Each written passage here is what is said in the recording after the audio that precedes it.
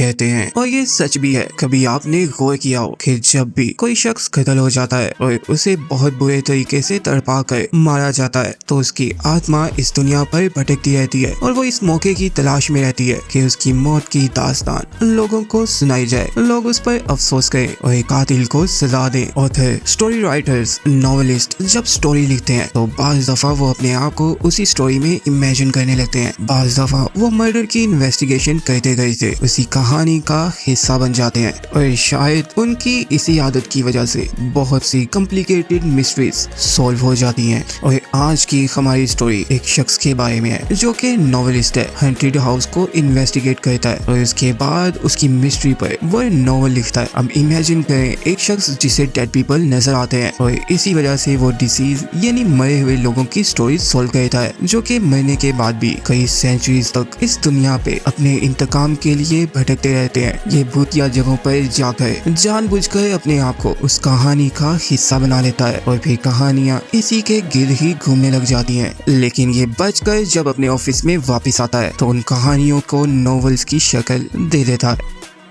Movie start होती है तो हम एक शख्स को देखते हैं जो इस वक्त क्राइम सीन यानी हॉरर हाउस में बैठा होता है जहां पर बहुत से लोग मिस्टीरियसली मर गए थे। और इसके बाद हम अपनी मूवी के मेन कैरेक्टर टेडी को देखते हैं। वो इस वक्त पंचिंग बैग पे पंचेस मार रहा होता है और इसके बाद ये अपने ऑफिस चला जाता है। इसकी एक ब्यूटीफुल सी सेक्रेटरी है, पहले ये उसके साथ फ्लर्ट करता है। वो उसे बताती है कि ऑफिस में कोई शख्स उसका वेट कर रहा है और जब ये अपने ऑफिस रूम में जाता है तो वही शख्स इसका वेट कर रहा होता है जिसे हमने मूवी स्टार्ट में हॉरर हाउस में देखा था। ये शख्स विंडो के साथ खड़ा होता है टेडी का और इसका इंट्रोडक्शन होता है। तो वो शख्स टेडी को अपना नेम जैक बताता है और फिर वो टेडी से पूछने लग जाता है कि टेडी असल में काम क्या करता है। टेडी उसे बताता है कि वो नॉवेलिस्ट है लेकिन वो हॉरर मर्डर सीन्स को भी इन्वेस्टिगेट करता है। इसके बाद मिस्टीरियसली वो शख्स टेडी से पूछता है कि उसका ख्याल है कि टेडी डेड पीपल्स को देख सकता है। टेडी उसे बताता है कि मेरे फादर जब फोत हुए थे, मर गए थे, तब से मिस्टीरियसली मैं डेड पीपल को देख सकता हूँ, लेकिन वो मुझे हर वक्त नजर नहीं आते। जब वो चाहते हैं तब ही मुझे नजर आते हैं, लेकिन जब वो अपने लव वन के साथ हों, इट्स मीन के जिससे वो बहुत प्यार करते हैं उसके साथ हों, तो मुझे वो नजर आते हैं जैसे वो हर वक्त इसी दुनिया में मौजूद हों और वो हर वक्त अपने प्यारों के साथ ही रहते हैं। तो इसका मतलब वो मुझे ज्यादातर हर वक्त ही नजर आते रहते हैं। मर चुके डिसीज्ड फादर और मदर ज्यादातर अपने बच्चों के साथ ही रहते हैं। मरने के बाद भी अगर गर्लफ्रेंड मर जाए तो वो भी अपने बॉयफ्रेंड के साथ ही रहती है, यहाँ तक कि वो न्यू गर्लफ्रेंड भी बना ले तो तब भी वो उस शख्स के साथ ही रहती है। इसी तरह से वो मुझे नजर आते रहते हैं और मैं उनकी बातें सुनकर उनके लव वन को बता देता हूँ कि वो क्या कहना चाहते हैं और क्या कर रहे हैं। सो इट्स मीन कि हमारी मूवी का मेन कैरेक्टर टेडी मरी हुई आत्माओं के लिए यूजफुल है, उनके काम आ सकता है। और ये बात कहने की देर थी कि जैक अचानक से टेडी के ऑफिस से गायब हो जाता है। टेडी जब अपने घर जाता है तो इस इंसिडेंट को अपने नोवेल के स्टार्ट में लिख देता है, लेकिन जब वो अपनी सीट से उठता है तो कोई आत्मा उसके पेज को ही उस जगह से गायब कर देती है। अगले दिन टेडी को वो शख्स जैक दोबारा से उसके ऑफिस में मिलता है और इस बार वो उससे मुद्दे की बात करता है कि वो चाहता है कि टेडी एक मर्डर की इन्वेस्टिगेशन करे, ऐसा मर्डर जो अब से तकरीबन 100 साल पहले हुआ था, लेकिन वो केयरफुल रहे क्योंकि जैक को लगता है इस मर्डर में इविल स्पिरिट्स इन्वॉल्व हैं जो टेडी को नुकसान पहुंचा सकती हैं और उसकी जान भी ले सकती हैं। और अब वो टेडी को उस जगह की कंप्लीट डिस्क्रिप्शन बताता है कि वो एक इविल हॉरर हाउस है और लोगों का मानना है कि वहाँ पर डीमंस रहते हैं और जो भी उस जगह पे जाता है वो मारा जाता है। और 100 साल में दर्जनों लोग मिस्टीरियसली उस हाउस में मारे गए हैं और किलर कोई बाहर से नहीं आता बल्कि वो घर के अंदर से ही आता है और घर के अंदर ही गायब हो जाता है। लेकिन टेडी इस केस को रिफ्यूज कर देता है क्योंकि वो इस वक्त किसी और केस की इन्वेस्टिगेशन कर रहा है, तो वो जैक को इनकार कर देता है। वो जैक के बताए हुए केस पर काम नहीं कर सकता, लेकिन जब वो फ्री होगा तो उसके साथ आएगा। लाइट फ्लिकर होती है, टेडी का ध्यान थोड़ा सा भटकता है और जैक एक दफा फिर उसके ऑफिस से गायब हो जाता है। लेकिन टेडी को अब रात को ठीक ठीक से कोई आत्मा सोने नहीं देती और वो जब भी सोता है उसे बुरे हॉरर सपने आते हैं जिनमें कोई गर्ल है जो उसे बार बार मारती है और कई दफा वो सपने में ही एक और सपना देख रहा होता है। यानी एक सपने में वो मरता है और उठता है और फिर मरता है और फिर उसकी रियलिटी में आंख खुल जाती है, वो जाग जाता है। अब वो बेचारा इस बारे में अपने दोस्त जिसका नाम जेरी है उसे बताता है कि मुझे 2 दिन से एक शख्स मिलता है जो जब चाहे गायब हो जाता है। उसका दोस्त जेरी जो कि पहले से टेरी के डेड पीपल्स को देख सकने की क्वालिटी को जानता है, वो मुर्दों को देख सकता है और ये उस बेचारे के लिए कितना हॉरर होता होगा। इसलिए जेरी अपने दोस्त टेरी को अपने काम से कुछ दूर टाइम स्पेंड करने का मशवरा देता है और अब ये लोग एक बार में चले जाते हैं। लेकिन टेरी बेचारा तो एंजॉय करने की बजाय पीने की बजाय बार में पड़ी एक चेयर को ही देखता जा रहा है और जेरी के पूछने पर वो उसे बताता है कि मैं उस चेयर पर एक लेडी को देख रहा हूँ जो कि रोड एक्सीडेंट में मर चुकी है और इस वक्त यहाँ पर बैठकर जेरी वो तुम्हें ही देख रही है, क्या तुम इसे जानते हो? वो उस गर्ल का नेम जेरी को बताता है और जेरी भी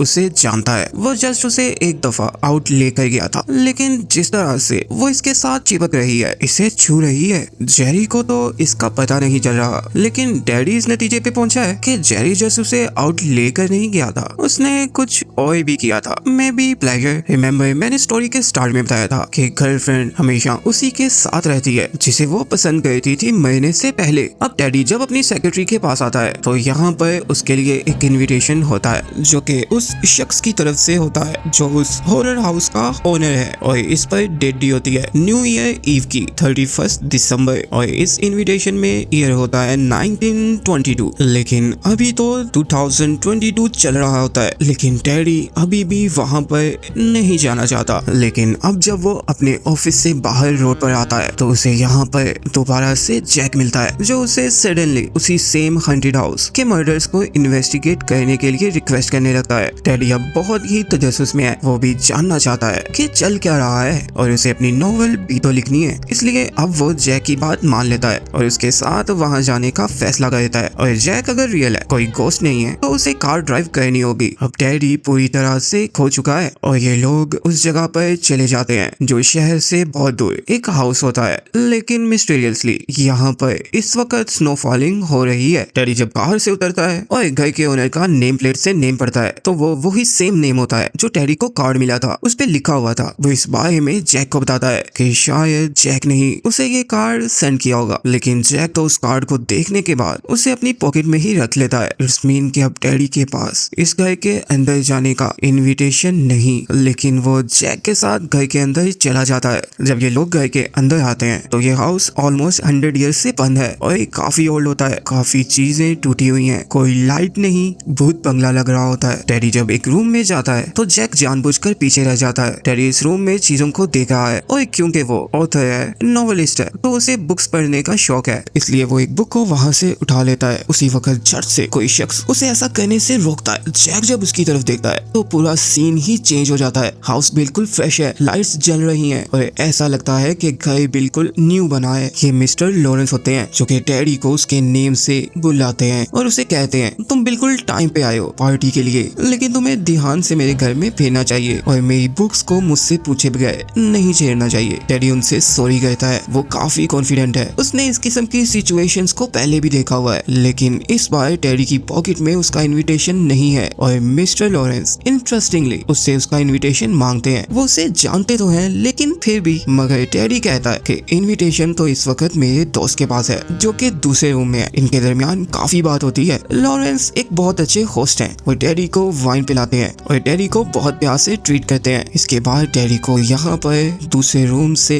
इस घर में से और भी लोगों की आवाज आती है। पता चलता है कि आज न्यू ईयर ईव है, लेकिन जब टेडी यहाँ आया था उस दिन तो न्यू ईयर ईव नहीं थी, लेकिन इस वक्त इस घर में पार्टी चल रही होती है। अब टेडी और भी गेस्ट से मिलना चाहता है, इसलिए वो लॉरेंस से और गेस्ट से मिलने की इजाजत लेता है। और जब वो लॉरेंस के रूम से बाहर निकलता है तो एक दफा फिर से पूरा सीन ही चेंज हो जाता है और टेडी दोबारा से टूटे फूटे ओल्ड घर में होता है जहाँ कोई भी नहीं होता सिवाय जैक के, और वो यहाँ शांति से बैठा टेडी का वेट कर रहा होता है। टेडी जैक को सारी बात बताता है कि अभी क्या हुआ था, लेकिन जैक को तो यकीन ही नहीं आता, इसलिए वो उसे अपने साथ लॉरेंस के पर्सनल रूम में लेकर आ जाता है। लेकिन यहाँ पर इस बार भी कोई भी नहीं होता। होता। टेडी जैक को बहुत समझाने की कोशिश करता है कि अभी क्या हुआ था। वो मिस्टर लॉरेंस के साथ ही बैठा हुआ था, हाँ, और वो वाइन भी पी रहा था। लेकिन जब वो वाइन का गिलास देखता है तो वो ऐसा लगता है जैसे तकरीबन 100 सालों से यहाँ ही पड़ा हुआ है। यहाँ तक कि वो तो यहाँ पर फिक्स है, उसे उसकी जगह से हिलाया भी नहीं जा सकता। और साथ ही इनको पूरे घर से चीखों की आवाजें आने लग जाती हैं। कोई वुमेन है, गर्ल है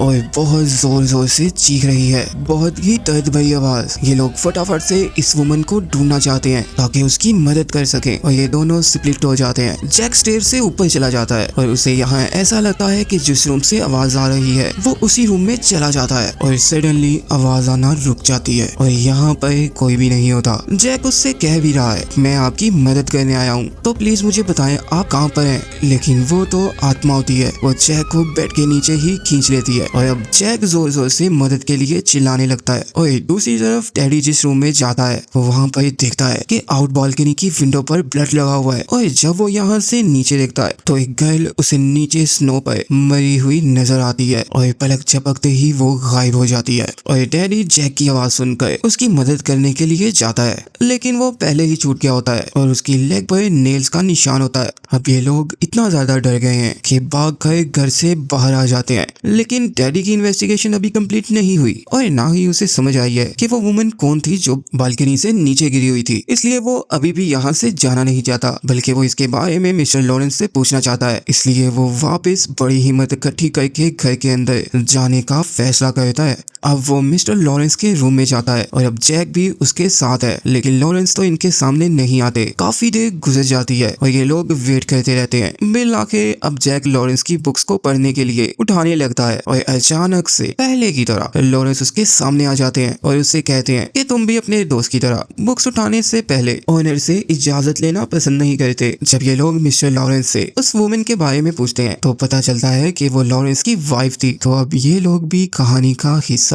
पूरी तरह से बन जाते हैं। और लॉरेंस से बात करने के बाद जब ये लोग बाहर आते हैं तो इस बार वाकई इस घर में न्यू ईयर की पार्टी हो रही होती है और ये लोग इस पार्टी का हिस्सा ही बन जाते हैं। और ये सभी पार्टी के मेंबर्स इवन के बारटेंडर को भी नेम से जानते हैं और उससे इस तरह बिहेव करते हैं जैसे वो पहले से ही उन्हें बहुत अच्छी तरह से जानते हो। टेडी यहाँ बियर पीने लगता है और जैक लॉरेंस की वाइफ के साथ डांस करने लग जाता है। बियर पीकर टेडी बेहोश हो जाता है और जब उसकी आंख खुलती है तो जैक वहाँ पर नहीं होता और ना ही लॉरेंस की वाइफ। टेडी को ये बात काफी अजीब लगती है और वो जैक और लॉरेंस की वाइफ को ढूंढने के लिए बाहर आ जाता है। तो इस बार स्नो पे सच में ब्लड का निशान होता है और ब्लड की ट्रेल पास ही मौजूद लेक की तरफ जा रही होती है और साथ ही लेक वाली साइड से जैक आ जाता है। उसे यहाँ से आता देखकर टेडी ये समझता है कि उसकी इन्वेस्टिगेशन कंप्लीट हो गई है और जैक ने ही लॉरेंस की वाइफ को मारा था। लेकिन जैक तो इस बात से इनकार कर रहा होता है, जिस पर टेडी उससे कहता है कि मैं जानता हूँ कि तुम भूत हो और तुम ही मुझे इस घर में अपने ही किए हुए मर्डर की इन्वेस्टिगेशन करने के लिए लाए हो। तो अब मुझे पता चल गया है कि तुमने ही लॉरेंस की वाइफ को, जिसका नाम जोई था, उसे मारा है। तो क्योंकि अब मुझे मर्डरर का पता चल गया है तो अब तुम लोगों को और बाकी जितने लोग इस घर में ट्रैप हैं उनकी आत्मा को मुक्ति मिल जाएगी और तुम लोग अब इस घर में भटकते नहीं रहोगे। इसलिए मैं चाहता हूँ कि तुम जल्दी से मान लो कि तुम ही कातिल थे। लेकिन टेडी के लाख कहने पर भी जैक नहीं मानता। वो कहता है कि कातिल कोई और ही है और मैं भी इंसान हूँ। इसलिए ये दोनों आपस में बहस करते करते अब असली कातिल को ढूंढने के लिए एक दफा फिर घर के अंदर चले जाते हैं, जहाँ ये मिस्टर लॉरेंस और उसके दोस्तों को आपस में बात करता देखते हैं जो कि इसी गर्ल के बारे में बात कर रहे होते हैं। अच्छा हुआ जोई मर गई और उन्हें सिर्फ अब बॉडी को ठिकाने लगाना है और इसके ब्लड को साफ करना है। उनमें से एक ब्लड को साफ करने के लिए चला जाता है और बाकी लोग लाश को ढूंढने लग जाते हैं। टेडी और जैक भी दोनों अलग-अलग होकर इनका पीछा करने लगते हैं। जो शख्स घर से बाहर स्नो से ब्लड को साफ कर रहा होता है उसे उसी वक्त जोई की आत्मा आकर उसकी नेक तोड़कर मार देती है। एडवर्ड उस वक्त उसके पास खड़ा होता है, इसलिए वो अपनी जान बचाने के लिए वहाँ से भाग जाता है। इसके बाद जोई की आत्मा डोल्कस के पास आती है जो कि उसकी बॉडी को ढूंढ रहा होता है और वो उसे भी मार देती है। जबकि जैक इस वक्त डोल्कस के पास खड़ा ये सब देख रहा होता है, लेकिन टेडी इस वक्त उस आत्मा के बारे में कुछ नहीं जानता। इसलिए वो मिस्टर लॉरेंस के पास जाता है और अब वो उससे पूछता है कि तुम लोगों ने जोई को क्यों मार दिया, वो तुम्हारी वाइफ थी, उसने ऐसा क्या किया था। लेकिन मिस्टर लॉरेंस उससे कहते हैं कि तुम अपने गुस्से पर काबू रखा करो, उसे तुम जैसे एक तेज टेम्पर वाले शख्स से दोस्ती करनी ही नहीं चाहिए थी। तुम ये कह रहे हो कि मैंने उसे मार दिया, तुम्हें शायद याद नहीं है कि उसे किसने मारा है। इसके बाद टेडी लॉरेंस से बहस कर रहा होता है। वही दूसरी तरफ जोई की आत्मा एडवर्ड को भी मार देती है। एडवर्ड की चीखने की आवाज सुनकर टेडी उसे देखने के लिए लॉरेंस के रूम से बाहर निकलता है। वही बाहर निकलते ही सीन एक दफा फिर से चेंज हो जाता है। तो पार्टी इस बार फिर एक बार शुरू से शुरू होती है और सब कुछ वैसे ही होता है जैसे वो पहली बार जैक के साथ इस पार्टी का हिस्सा बना था। लेकिन इस बार स्टोरी रियल में स्टार्ट होती है। वही पता चलता है कि जोई लॉरेंस की वाइफ नहीं बल्कि उसकी हॉर थी, रिखेल थी, बल्कि जोई तो टेडी की गर्लफ्रेंड थी। और टेडी और जोई यहाँ पर पार्टी में एक साथ आए थे 100 साल पहले। और टेडी तो अपनी गर्लफ्रेंड जोई से बहुत प्यार करता था। लेकिन इस बार इसका दोस्त जेरी भी इस कहानी का हिस्सा होता है। जेरी और बारटेंडर अचानक से टेडी को उसकी गर्लफ्रेंड के बारे में बताते हैं कि वो लॉरेंस की हॉर है। लॉरेंस क्योंकि बहुत अमीर है इसलिए जोई उसकी वाइफ बनना चाहती है। लेकिन लॉरेंस उससे शादी नहीं करना चाहता। इसलिए आज जोई जानबूझकर टेडी को लॉरेंस की पार्टी में लॉरेंस के घर पर मिस्टर लॉरेंस को जेलिस करने के लिए यहाँ पर लाई है। जेरी और बारटेंडर टेडी को इतना पंप करते हैं कि वो अपनी गर्लफ्रेंड से लड़ने चला जाता है और उसे इस तरह करने पर मारता है। और रिप्लाई में वो भी टेडी के फेस पर मारती है। और अब ये दोनों घर से बाहर आ जाते हैं और जोई टेडी को और उसके फादर को बहुत बुरा भला कहती है। और टेडी इस वक्त पूरी तरह से बहुत ज्यादा गुस्से में है। लेकिन अचानक से यहाँ से जोई गायब हो जाती है। लेकिन दूसरी तरफ जैक को यहाँ पर लॉरेंस की ओरिजिनल वाइफ मिलती है जो कि खुश हो रही होती है कि उसके हस्बैंड की हॉर रिखेल मर चुकी है। ये सुनकर अब जैक को भी पता चल गया है कि टेडी की गर्लफ्रेंड जोई तो मिस्टर लॉरेंस की रिखेल है। इसलिए वो जल्दी से टेडी को बताने के लिए घर से बाहर उसके पास आता है। टेडी को सारी बात बताने के बाद अब वो टेडी से पूछता है कि क्या तुम्हें कहानी का एंड मिला कि मर्डर किसने किया। लेकिन टेडी उसे बताता है कि उसे इतना तो याद आ गया है कि मैंने जोई के साथ लड़ाई की थी। लेकिन उसे ये याद नहीं है कि उसने जोई को मारा था या नहीं। लेकिन अब दूसरी तरफ जोई मिस्टर लॉरेंस को भी मार देती है। इस वक्त जब टेडी और जैक आपस में बहस कर रहे होते हैं यहाँ पर टेडी का दोस्त जेरी आ जाता है जो कि जैक को मारकर बेहोश कर देता है। और इसके बाद अब वो टेडी को और उसके फादर को बुरा भला कहता है जिससे टेडी को इतना गुस्सा आता है कि वो अपने दोस्त जेरी को मारने लग जाता है कि उसने टेडी के फादर को बुरा भला क्यों कहा है। इससे पहले जोई भी टेडी के फादर को बुरा भला कहकर यहाँ से गायब हो गई थी क्योंकि वो जोई से प्यार करता था। इसलिए वो जोई को तो कुछ नहीं कह सका। लेकिन इस बार वो जेरी को मारने लग जाता है जबकि ओरिजिनली वो जेरी को नहीं बल्कि अपनी गर्लफ्रेंड जोई को ही मारा होता है। बिल्कुल साइको की तरह बिहेव कर रहा होता है। जोई उससे खुद को छोड़ने का बहुत कहती है लेकिन वो तो अपने दोस्त जेरी को ही इमेजिन कर रहा है